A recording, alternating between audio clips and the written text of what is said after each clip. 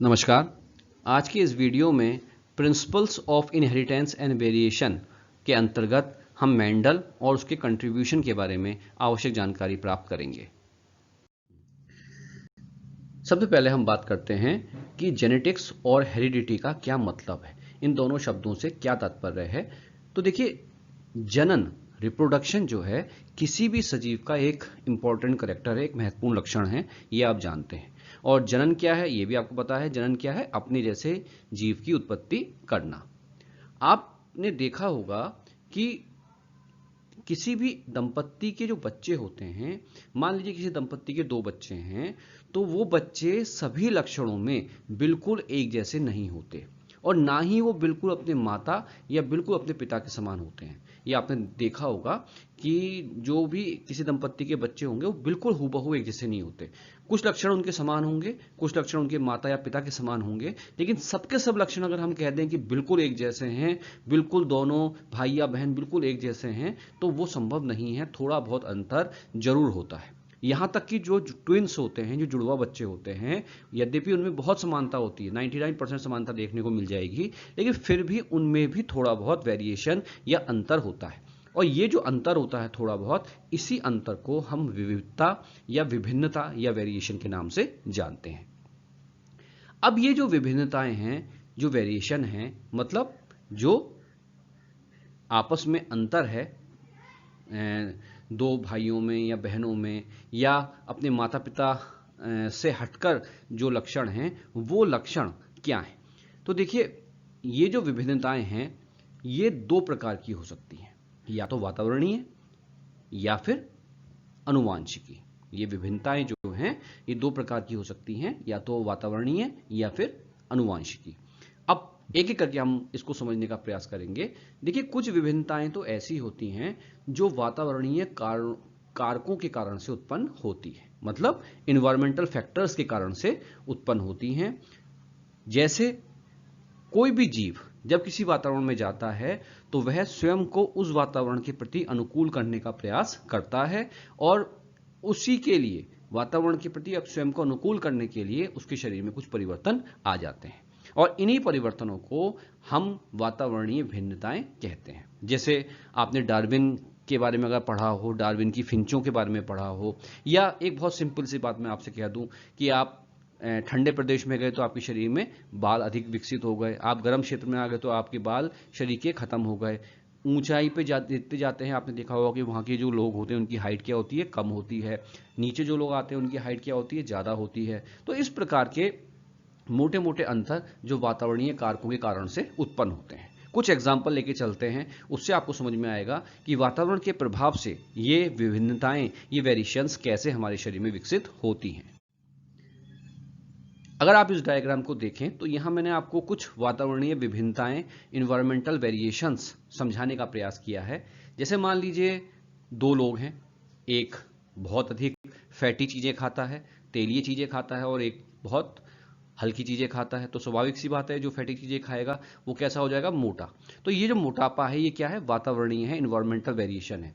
जो जिस वातावरण में वो रह रहा है, जिस वातावरण में वो खा रहा है, उसके कारण से भिन्नता पैदा हुई। आप कहाँ रहते हैं? अब आप ठंडे प्रदेश में रहेंगे तो आपके शरीर का जो वेरिएशन होगा वो अलग होगा, गर्म क्षेत्र में रहने वाले का वेरिएशन शरीर का अलग होगा। आप कितने पढ़े लिखे हैं? अगर आप बहुत पढ़े लिखे हैं तो आपका बोलचाल, बातचीत का तरीका, उठने बैठने का तरीका बदल जाएगा। आप कितना व्यायाम करते हैं? अगर आप फिजिकल फिट हैं, ज़्यादा एक्सरसाइज करते हैं, तो आपका शरीर ज़्यादा सुडौल मजबूत होगा।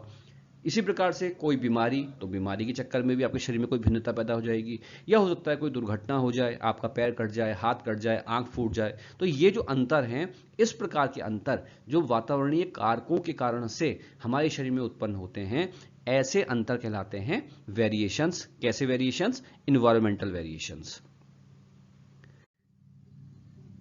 अब यहां आपको एक चीज समझना जरूरी है कि इन्वायरमेंटल वेरिएशन तो आपने देख लिए कि वातावरण के प्रभाव से जो वेरिएशन पैदा हुए उनको हमने क्या कह दिया? वातावरणीय विभिन्नताएं या इन्वायरमेंटल वेरिएशंस। लेकिन लैंगिक जनन के दौरान पुनर्योजन होने के कारण, उत्परिवर्तन के कारण, या अनुवांशिक संगठन में अंतर के कारण भी कुछ विभिन्नताएं पैदा होती हैं, जिन्हें अनुवांशिक विभिन्नताएं कहते हैं। तो वातावरणीय विभिन्नताएं तो आप पढ़ चुके हैं। अब अनुवांशिक विभिन्नताएं क्या हैं? देखिए, आपने अगर फर्स्ट ईयर में विभाजन पढ़ा है, सेल डिवीजन पढ़ा है, तो आपने वहाँ अर्धसूत्री विभाजन पढ़ा होगा, मियोसिस। और आपको ये पता होगा कि जब मेल और फीमेल से युग्मक डेवलप होते हैं, मेल से शुक्राणु बनते हैं और फीमेल से अंड बनता है, तो उस दौरान अर्धसूत्री विभाजन में कुछ अवस्थाएं आती हैं। जैसे मैं आपको बताऊं, क्रॉसिंग ओवर, आपने सुना होगा क्रॉसिंग ओवर के दौरान आपने देखा होगा कि क्या होता है, गुणसूत्रों के टुकड़ों की अदला बदली होती है, जिसके कारण से जीनों का जो है पुनर्योजन हो जाता है, रिकम्बिनेशन हो जाता है। इसी प्रकार से म्यूटेशन, आपने देखा होगा कि हमारे शरीर में अचानक कोई ऐसा परिवर्तन हो जाए जो हमारे जेनेटिक मटेरियल को प्रभावित कर दे, तो उसको हम कहते हैं उत्परिवर्तन। और अनुवांशिक संगठन में अंतर, आप ये मान के चलिए कि आपके शरीर का जो डीएनए है, उस डीएनए के स्ट्रक्चर में अगर अचानक कोई अंतर पैदा हो जाए, तो इन कारणों से हमारे शरीर में कुछ वेरिएशंस पैदा हो जाती हैं, और उन वेरिएशंस को हम कहते हैं अनुवांशिक विभिन्नताएं। देखिए, दोबारा से समझ लीजिए, वातावरण के प्रभाव से अगर कोई वेरिएशन पैदा हो रही है तो इन्वायरमेंटल वेरिएशन है। जैसे आपके हाथ में चोट लग गई, आपका हाथ कट गया, आपके कान फूट गए, आपने ज़्यादा खाना खाया, एक ने कम खाना खाया, तो एक मोटा हो गया, एक पतला। ये सामान्य अंतर जो हैं, डेट इज इन्वायरमेंटल वेरिएशन, वातावरण के प्रभाव से ये अंतर पैदा हो जाता है। बहुत गर्म क्षेत्र में आप रहते हैं तो आपका रंग काला हो जाएगा, बहुत ठंडे प्रदेश में रहते हैं तो आपका रंग गोरा हो जाएगा। तो ये सब इन्वायरमेंटल वेरिएशंस हैं। लेकिन लैंगिक जनन के दौरान रिकम्बिनेशन होना, ये सामान्यतः लैंगिक जनन का हिस्सा है, तो ये तो होता ही है, पुनर्योजन तो होता ही है। उत्परिवर्तन, आपने पढ़ा होगा उत्परिवर्तन के बारे में कि अचानक होने वाला परिवर्तन है हमारे शरीर में, जो फिर पीढ़ी दर पीढ़ी स्थानांतरित होता है, तो ऐसा करेक्टर जो है वो कहलाता है उत्परिवर्तन। इसके अलावा अनुवांशिक संगठन में अंतर, मतलब डीएनए जो हमारा अनुवांशिक पदार्थ है, उसके स्ट्रक्चर में कहीं कोई परिवर्तन हो, तो इन कारणों से जो वेरिएशन डेवलप हो जाती हैं, उनको हम क्या कहते हैं, अनुवांशिक विभिन्नताएं कहते हैं। अब यहां पे आप समझ लीजिए कि देखिए, ये जो वेरिएशंस हैं, इन वेरिएशंस का हमारे जीवन में बहुत इंपॉर्टेंट रोल है। ये जो आपकी वातावरणीय विभिन्नताएं हैं या जो जेनेटिक वेरिएशंस हैं, इनका हमारे जीवन में इंपॉर्टेंट रोल है।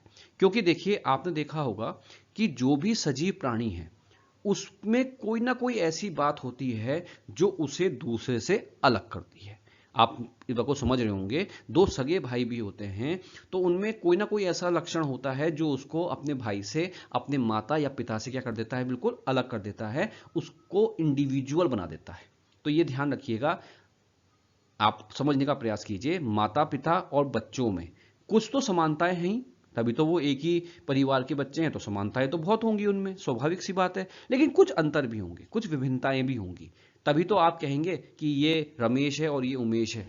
अगर बिल्कुल समानताएं दोनों भाइयों में हो जाएंगी तो फिर कोई अंतर ही नहीं बचेगा, दोनों हूबहू एक जैसे हो जाएंगे, तो उनका व्यक्तित्व जो है क्या हो जाएगा, खत्म हो जाएगा। तो इन्हीं विभिन्नताओं के कारण से दो सगे भाई भी बिल्कुल एक जैसे नहीं होते, संतानें बिल्कुल एक जैसी नहीं होती, क्योंकि उनमें कुछ ना कुछ वेरिएशंस होते हैं, कुछ ना कुछ विभिन्नताएं होती हैं, चाहे वो वातावरणीय हो, चाहे वो अनुवांशिक हो, विभिन्नताएं होती हैं। और यही विभिन्नताएं इंपॉर्टेंट होती हैं किसी भी व्यक्ति के व्यक्तित्व के लिए, उसकी इंडिविजुअलिटी के लिए, और यही प्रत्येक व्यक्ति को यूनिक बनाती हैं, इंडिविजुअल बनाती हैं।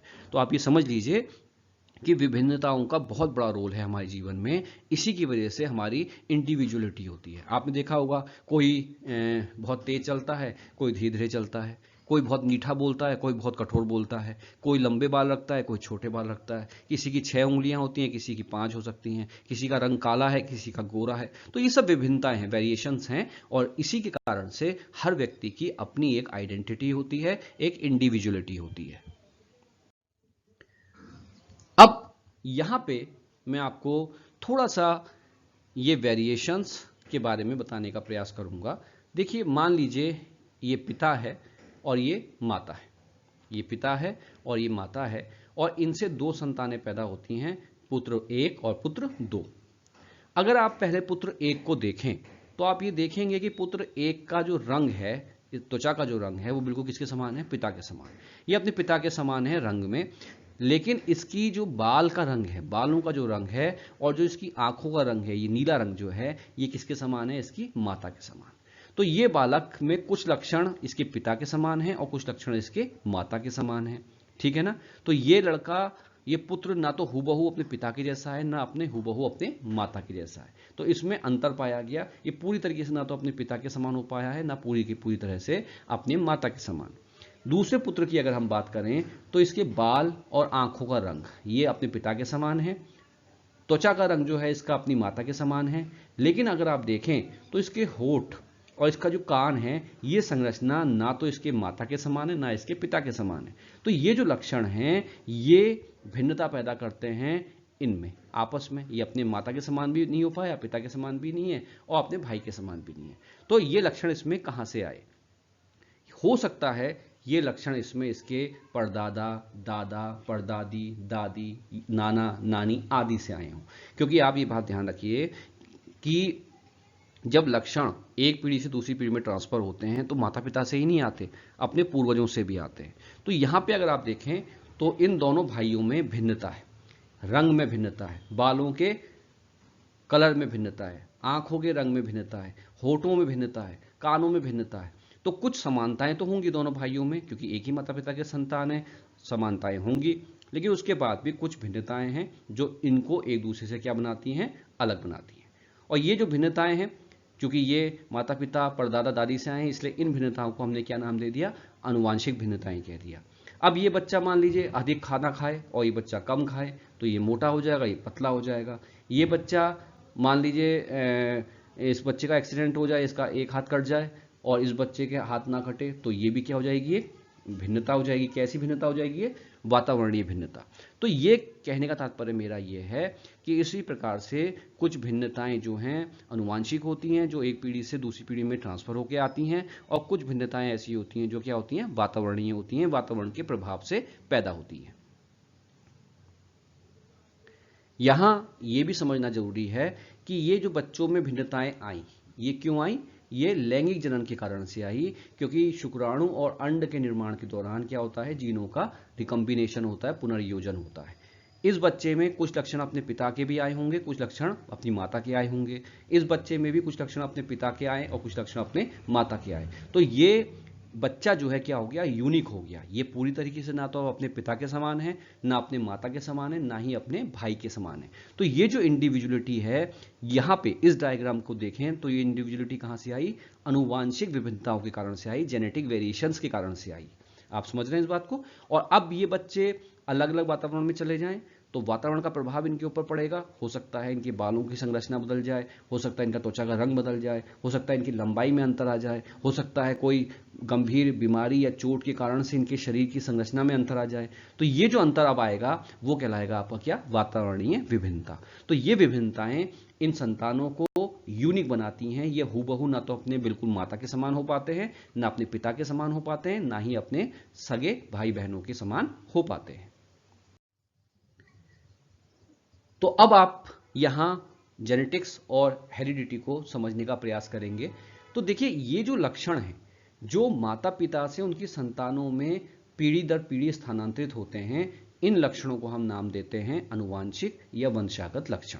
वे सभी लक्षण जो माता पिता से या उनके पूर्वजों से संतानों में पीढ़ी दर पीढ़ी स्थानांतरित होते हैं, उन्हें हम कहते हैं अनुवांशिक या वंशागत लक्षण। और इन्हीं लक्षणों के कारण प्रत्येक जीव के गुण अपने माता पिता या पूर्वजों के समान होते हैं। ये आप बात समझ रहे हैं? वो लक्षण जो पीढ़ी दर पीढ़ी स्थानांतरित हो रहे हैं उनको हमने क्या कहा? अनुवांशिक या वंशागत लक्षण कहा। और इन्हीं लक्षणों के कारण से जीव कैसा होता है? अपने माता पिता या पूर्वज के समान।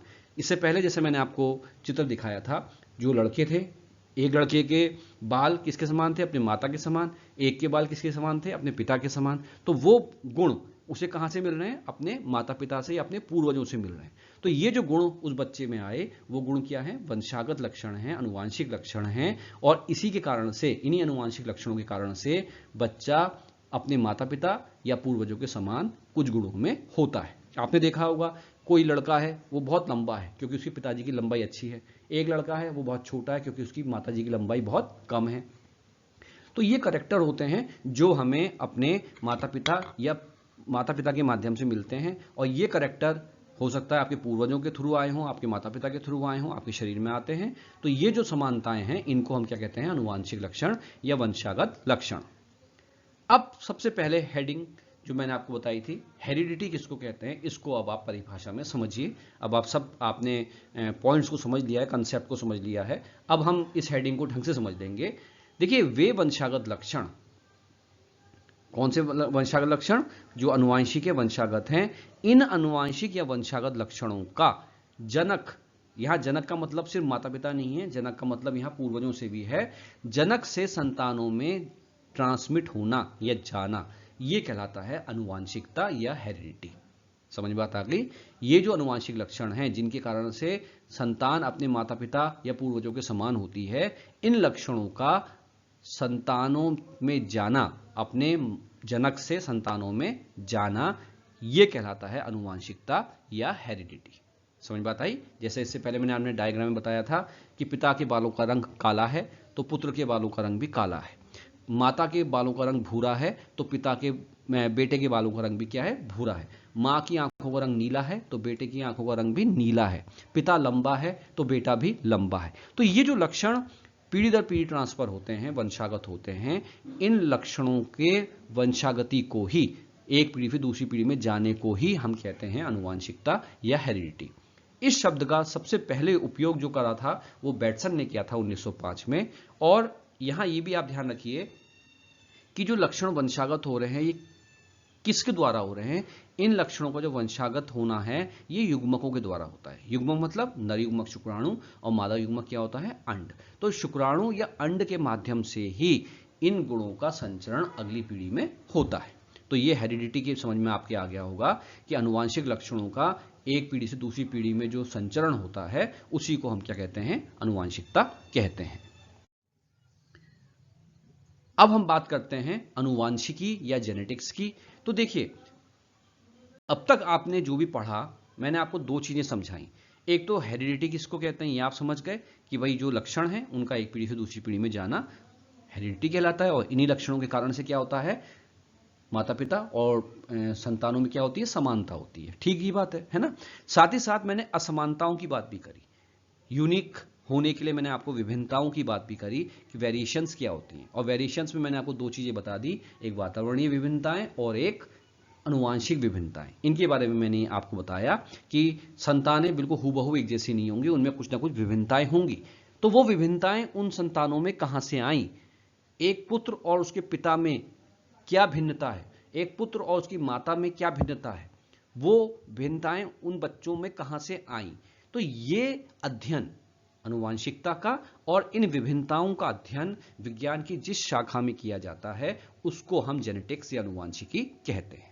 दोबारा से समझ लीजिए, विज्ञान की वह शाखा जिसके अंतर्गत हम अनुवांशिकता का अध्ययन करते हैं। अनुवांशिकता मैंने आपको बता दिया, लक्षणों का पीढ़ी दर पीढ़ी ट्रांसफर होना, माता से पिता से संतानों में जाना, पूर्वजों से संतानों में जाना, यह कहलाता है अनुवांशिकी, अनुवांशिकता। तो इसका अध्ययन करेंगे हम। साथ ही साथ वेरिएशंस का, विभिन्नताओं का भी अध्ययन करते हैं कि भाई एक व्यक्ति में जो ये विभिन्नता आई ये कहां से आई। मान लीजिए रमेश और उमेश दो भाई हैं, रमेश काला है, उमेश गोरा है, उसके माँ बाप भी गोरे हैं। तो यहां ये प्रश्न उठता है कि रमेश का ये जो काला रंग है ये भिन्नता है, वेरिएशन है, उसके माँ बाप भी गोरे हैं, उसका भाई भी गोरा है, तो उसमें काला रंग कहां से आया, ये वेरिएशन कहां से आई। तो इस प्रकार की जो विभिन्नताएं किसी भी इंडिविजुअल में आएंगी, उन वेरिएशंस का अध्ययन करना, यह कहलाता है आपका अनुवांशिकी या जेनेटिक्स। विज्ञान की वह शाखा जिसके अंतर्गत अनुवांशिकता और विभिन्नताओं का अध्ययन किया जाता है उसे हम अनुवांशिकी कहते हैं। अब हम बात करेंगे मेंडल और उनके जेनेटिक्स में कंट्रीब्यूशन की। मेंडल कौन थे, इनकी लाइफ हिस्ट्री क्या है, थोड़ा बहुत जानेंगे, और उनका क्या कंट्रीब्यूशन है, क्या योगदान है, थोड़ा सा उसके बारे में जानकारी प्राप्त करेंगे। तो देखिए, मेंडल का पूरा नाम है ग्रेगर जॉन मेंडल। क्या नाम है पूरा, ग्रेगर जॉन मेंडल। और इन्होंने अनुवांशिकी में जो काम किया उसको बहुत सराहा गया है। तो आज भी हम जब जेनेटिक्स की बात करते हैं तो मेंडल्स के लॉ को ही फॉलो करते हैं, इसलिए हम मेंडल को अनुवांशिकी का पिता कहते हैं, फादर ऑफ जेनेटिक्स कहते हैं। तो मेंडल का पूरा नाम क्या है, ग्रेगर जॉन मेंडल, और इन्हें अनुवांशिकी का पिता कहते हैं, फादर ऑफ जेनेटिक्स कहते हैं। इनका जो जन्म हुआ था वो चेकोस्लोवाकिया के एक बेहद गरीब किसान परिवार में हुआ था 1822 में। 1822 में चेकोस्लोवाकिया के एक गरीब किसान परिवार में इनका जन्म हुआ। इनकी जो प्रारंभिक शिक्षा थी वो ब्रून के ऑगस्टीनियन मोनेस्ट्री में हुई थी, क्योंकि गरीब परिवार था इसलिए इनकी जो एजुकेशन हुई प्राइमरी वो मोनेस्ट्री में हुई थी। और कुछ समय पढ़ाई के बाद इन्होंने पादरी का काम किया और बाद में ये वियना के विश्वविद्यालय में ट्रेनिंग करने चले गए। वहां पे इन्होंने भौतिक विज्ञान और गणित की विभिन्न विधाओं और तकनीकों का ज्ञान प्राप्त किया। बाद में ये वापस ब्रून आए और वहां पे कुछ समय के लिए इन्होंने शिक्षण कार्य किया।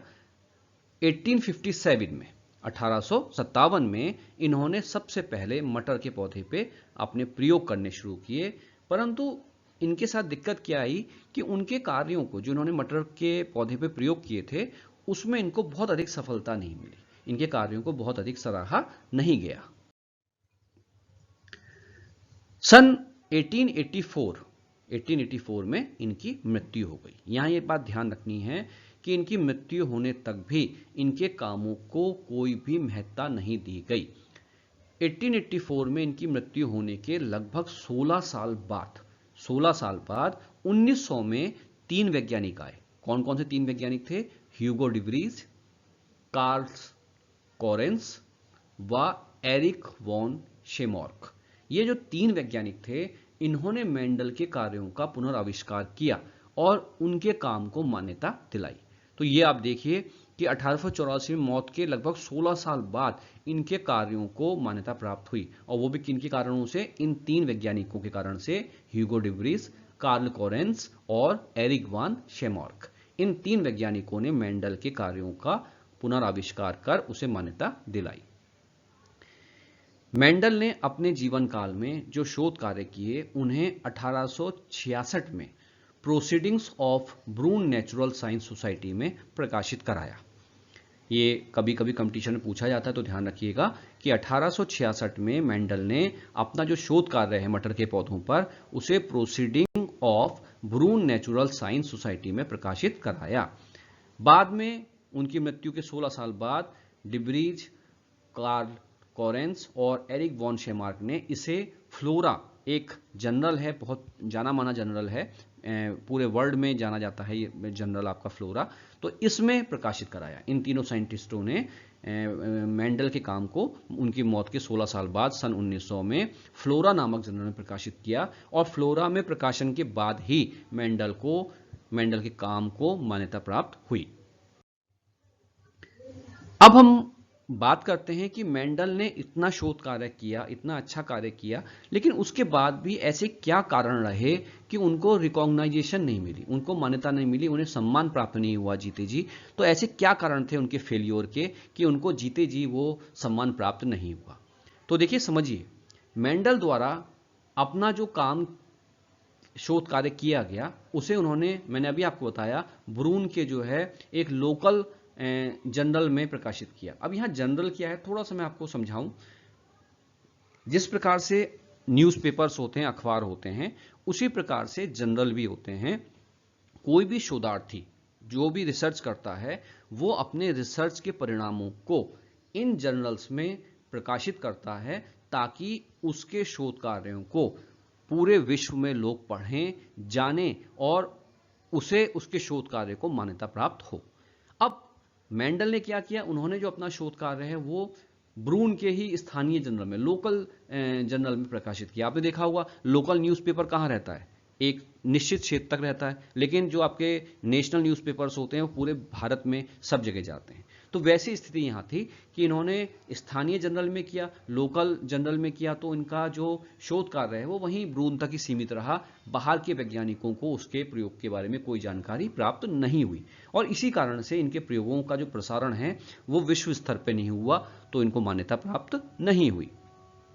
दूसरा काम क्या था? मैंने आपको अभी इससे पहले बताया कि ये एक मैथमेटिशियन थे, ये गणितज्ञ थे। इन्होंने फिजिक्स और मैथ की ज्ञान प्राप्त किया था, और अपने प्रयोगों के परिणामों के विश्लेषण हेतु भी इन्होंने सांख्यिकी, स्टैटिक्स का प्रयोग किया था। अब ये एक मैथमेटिशियन है, तो स्वाभाविक सी बात है, मैथ का एक व्यक्ति अगर कोई बायोलॉजिकल कोई रिसर्च करता है तो उसे उतनी महत्ता नहीं दी जाएगी क्योंकि वो उसका विषय नहीं है, सब्जेक्ट नहीं है। तो यही कारण यहाँ हुआ कि जो जीव वैज्ञानिक थे, बायोलॉजिस्ट थे, उन्होंने इनके कार्यों को बहुत अधिक इंपॉर्टेंस नहीं दी क्योंकि उनका ये मानना था कि ये एक मैथमेटिशियन है, एक गणितज्ञ हैं, इसलिए उनके काम को बहुत अधिक महत्ता जो बायोलॉजिस्ट थे उन्होंने नहीं दी। इसके अलावा मेंडल ने एक और काम किया, उन्होंने अपने शोध कार्य में फैक्टर या कारक शब्द का प्रयोग किया। आज की डेट में हम जानते हैं कि फैक्टर या कारक क्या है, जीन है। जीन को ही मेंडल ने क्या कहा था, कारक या फैक्टर। लेकिन उस समय तक, जिस समय मेंडल रिसर्च कर रहे थे, उस समय तक जीन शब्द की कोई जानकारी किसी को नहीं थी। तो स्वाभाविक सी बात है कि मेंडल ने जो शोध कार्य अपने समय पे किया, उस समय के वैज्ञानिकों के लिए ये बहुत आगे की बात थी। तो इसलिए उस समय कोई मेंडल के रिसर्च को नहीं समझ पाया, ये कारक शब्द क्या है इसको नहीं समझ पाया, क्योंकि उस समय जीन शब्द के बारे में भी लोग परिचित नहीं थे। और सबसे बड़ी बात, जो अंतिम पॉइंट है इसका, इनके फेल्योर का या रिकॉग्नाइजेशन ना मिलने का, वो ये था कि उस समय पूरे विश्व में, पूरे वर्ल्ड में एक और साइंटिस्ट का दबदबा था और वो थे डार्विन। डार्विन ने उस समय विकासवाद अपना दिया था और सारी विश्व जो है उस समय डार्विन के विकासवाद को समझने में व्यस्त थी। डार्विन की जो थ्योरीज थी उनको समझने का प्रयास कर रही थी। तो किसी का भी ध्यान उस समय मेंडल के सिद्धांतों पर नहीं किया। तो ये कुछ इंपॉर्टेंट कारण है जिसकी वजह से मेंडल को अपने जीते जी मान्यता प्राप्त नहीं हुई। अब हम बात करते हैं reasons for selecting P plant. Mendel ने अपनी शोध कार्य के लिए मटर के पौधे को ही क्यों चुना? तो देखिए, ये भी एग्जाम्स की दृष्टि से बहुत इंपॉर्टेंट टॉपिक है, तो एक एक करके हम इसको समझेंगे। देखिए, मेंडल ने इस पौधे को इसलिए चुना क्योंकि ये 1 वर्षीय पादप है। 1 वर्षीय पादप है मतलब 1 साल में एक बार उगता है और इसका जीवन काल लगभग 1 साल का होता है। तो जीवन काल इसका बहुत छोटा है, 1 साल के अंदर अंदर एक पौधा क्या होता है, खत्म हो जाता है, बीज बन जाते हैं। तो जीवन चक्र छोटा है, तो इसका फायदा क्या होगा कि हम कुछ ही समय में, कुछ ही सालों में इसकी अनेक पीढ़ियों का अध्ययन कर सकते हैं। अब मान लीजिए कोई पौधा ऐसा है जो 20 वर्षीय है, तो 20 वर्ष में तो वो पौधा ही नष्ट होगा, 20 साल तो उसी की आयु है। उसके बाद उसकी जो अगली जनरेशन आएगी, फिर 20 साल, 40 साल, तो तब तक तो जो भी साइंटिस्ट है, जो रिसर्च कर रहा है, 40 साल में तो वो ही इस दुनिया को त्याग देगा। तो रिसर्च में मेंडल ने इसलिए एक ऐसा पौधा चुना जिसका लाइफ साइकिल बहुत छोटी है, 1 वर्षीय पादप है, ताकि कुछ ही वर्षों में वो इसकी अनेक पीढ़ियों का अध्ययन कर सकें। तो पहला पॉइंट, 1 वर्षीय पादप है, जीवन चक्र बहुत छोटा है और इसी कारण से कुछ ही समय में उन्होंने उसकी अनेक पीढ़ियों का अध्ययन किया। नंबर 2, आपने देखा होगा कि मटर को हम बहुत आसानी से उगा सकते हैं। आप बगीचे में उगा सकते हैं, आप गमलों में उगा सकते हैं, आपके घर के पास ज़्यादा जगह नहीं है, कम जगह है, तो भी आप इसको उगा सकते हैं। तो मेंडल ने, दूसरा कारण मेंडल का ये था कि इसको बहुत आसानी से उगाया जा सकता है, अपने गार्डन में ही उगा सकते हैं, तो इसलिए मेंडल ने इसको चुना। तीसरा कारण ये था कि इसका फूल बड़ा है। देखिए, बहुत अगर छोटा पुष्प होता है तो उसमें परागण कराने में दिक्कत आती है। कृत्रिम परागण अगर आप कराना चाहेंगे तो छोटे पुष्प में दिक्कत आएगी। तो इसे चुनने का एक कारण यह भी था कि पुष्प बहुत बड़ा है और द्विलिंगी है, बाइसेक्सुअल है, अर्थात नर और मादा दोनों जनन अंग एक ही पुष्प में मिलते हैं। तो ये भी एक महत्वपूर्ण कारण था। अभी आपको आगे समझ में आएगा इसे क्यों लिया, क्योंकि द्विलिंगी होना बहुत जरूरी था, क्योंकि मेंडल ने जो अपने प्रयोग किए थे उसमें उन्होंने कृत्रिम परागण का इस्तेमाल किया है। अभी आगे हम डिस्कस करते हैं। तो पहला आप इतना समझ लीजिए कि पुष्प बड़ा था और द्विलिंगी था। तीसरा है, ये एक स्वपरागित पुष्प है। आप जानते हैं जब द्विलिंगी पौधा है तो स्वपरागित ही होगा, अपने पुंकेसर, अपना स्त्री केसर, तो परागण स्वपरागण ही होगा। लेकिन इस पुष्प की खासियत ये थी कि इसमें परपरागण कराना, क्रॉस पॉलिनेशन कराना आसान है। आप जानते हैं कि पादपों में, अगर हम पादपों में लक्षणों के एक पीढ़ी से दूसरी पीढ़ी में जाने का अध्ययन करते हैं तो हमें क्या कराना पड़ेगा, संकरण कराना पड़ेगा। संकरण मतलब हाइब्रिडाइजेशन। तो पादपों में मटर के जो पौधे थे इनमें संकरण कराना बहुत आसान था और संकरण कराने की प्रक्रिया आसान थी, अर्थात इनमें कृत्रिम परपरागण कराना आसान था। मैं आपको थोड़ा सा यहां समझा लूं। जैसे मान लीजिए मटर का एक पुष्प आपने लिया, ये इसका पुष्प का रंग कैसा है, आपका लाल है। अब आपने एक और पुष्प ले लिया मटर का और इसका रंग क्या है, आपका पीला है, ठीक है ना।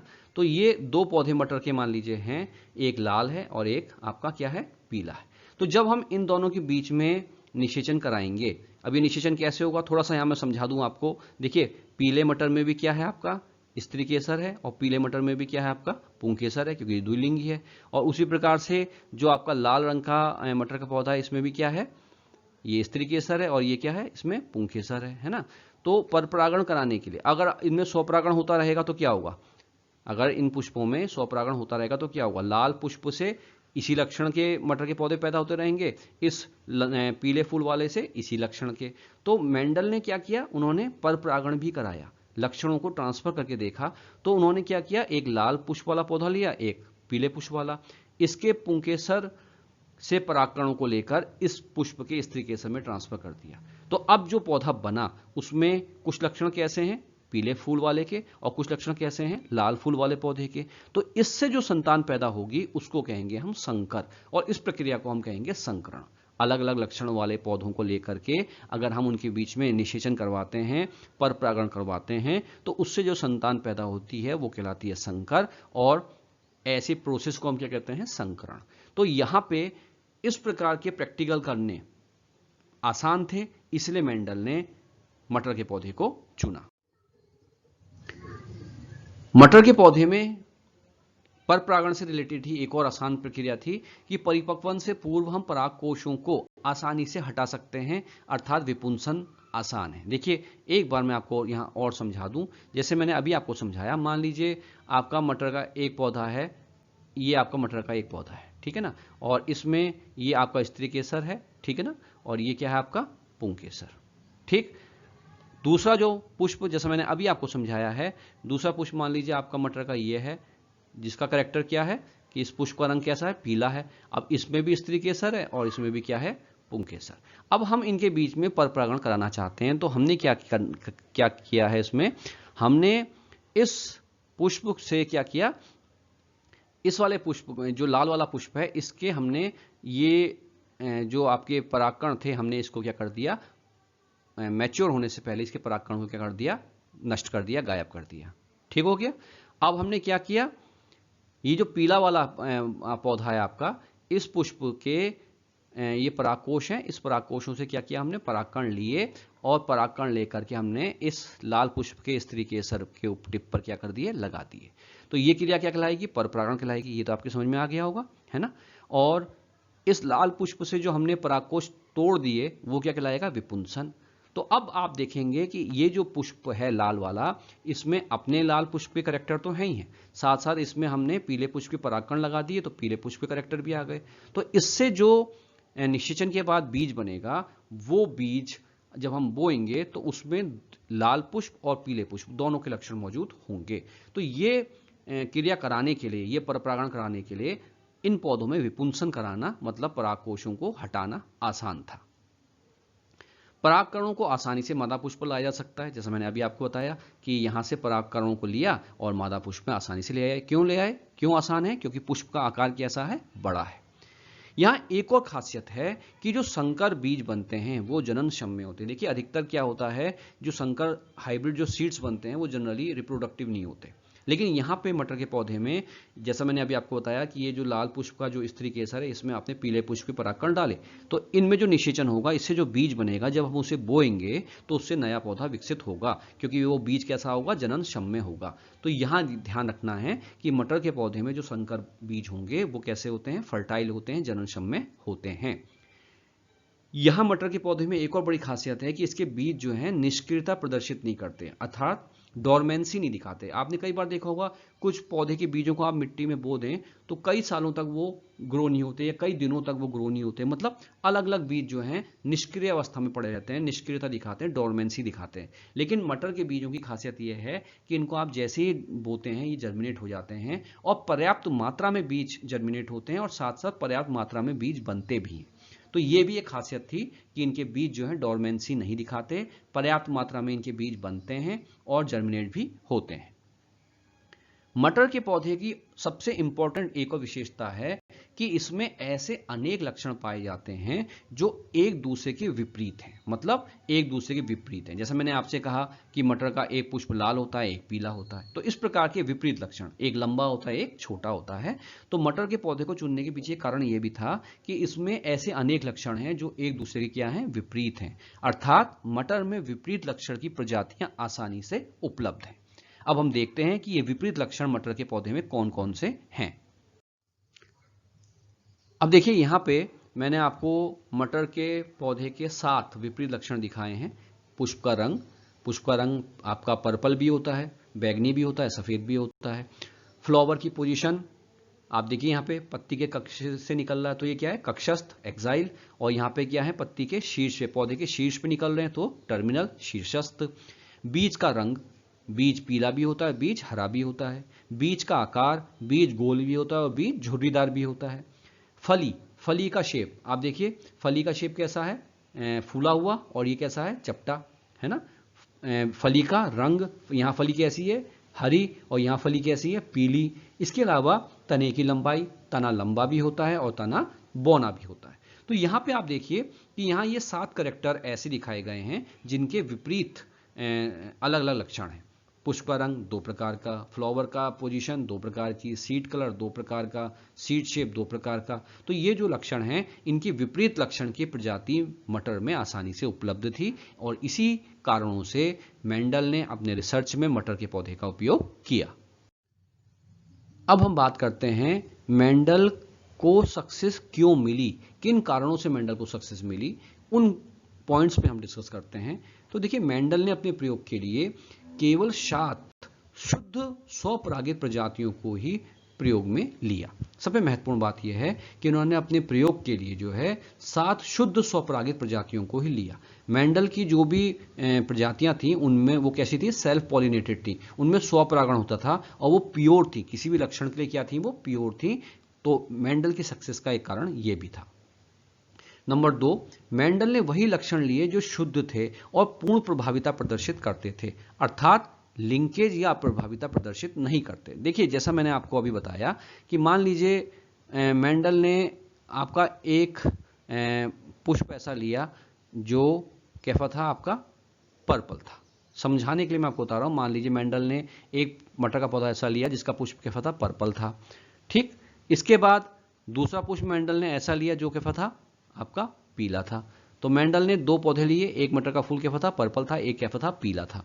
आपने जब इन दोनों के बीच में हमने क्रॉस कराया, मान लीजिए पर्पल को मैं दिखाता हूं कैपिटल पी से और पीले को हम दिखाते हैं स्मॉल पी से, है ना, ये इसकी जीन है। तो जब इन दोनों के बीच हमने क्रॉस कराया तो यहां पे ये क्लियर है कि जो भी प्रभावी होगा, अब प्रभाविता किसको कहते हैं इसका डिस्कशन हम बाद में करेंगे, फिलहाल इतना समझ लीजिए कि जब इन दोनों के बीच में क्रॉस कराया तो मेंडल ने ये पाया कि जो पौधा पैदा होगा वो पुष्प में किस रंग का होगा, पर्पल ही होगा, क्योंकि पर्पल जो रंग है वो क्या है, प्रभावी है, और पीला रंग क्या है, अप्रभावी। तो मेंडल ने जो लक्षण चुने, जो 7 लक्षण चुने, वो प्रभाविता को प्रदर्शित करते हैं। मतलब जो 2 लक्षण एक दूसरे के अपोजिट हैं उसमें जो भी लक्षण प्रभावी है वो ही अगली पीढ़ी में प्रकट हो रहा है। अब ये मेंडल ने बाई चांस, मेंडल को बाद में प्रयोग में इसका लाभ मिला है, क्योंकि अगर ये प्रभाविता प्रदर्शित नहीं करते तो मेंडल को वो परिणाम नहीं मिलते जो मिलने चाहिए थे।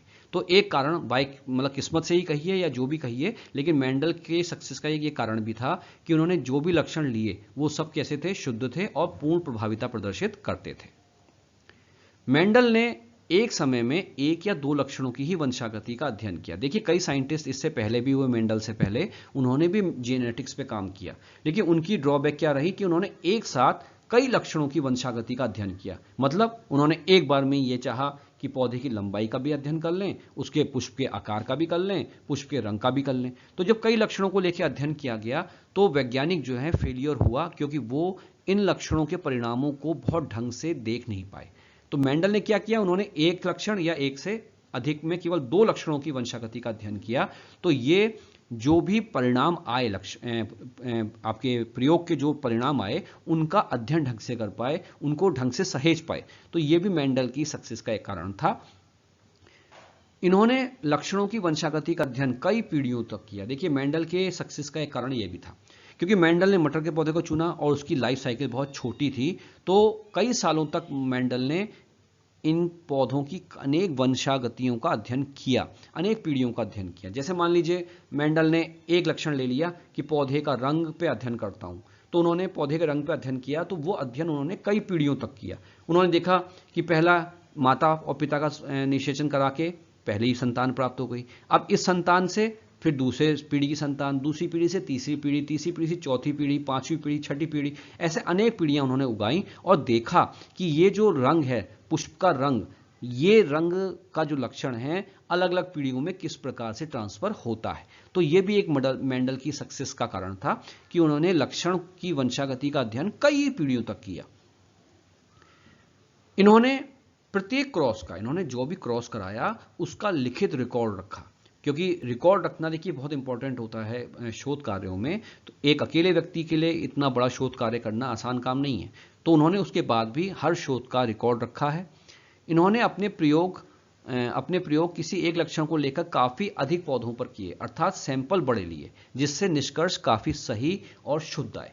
अब सैंपल किसको कहते हैं? देखिए मान लीजिए आपने ये देखा, एक टीचर के रूप में मैं आपसे कहूं, मान लीजिए मैंने ये देखा कि मैं कंप्यूटर से पढ़ाता हूं तो बच्चों को लाभ होगा या नुकसान।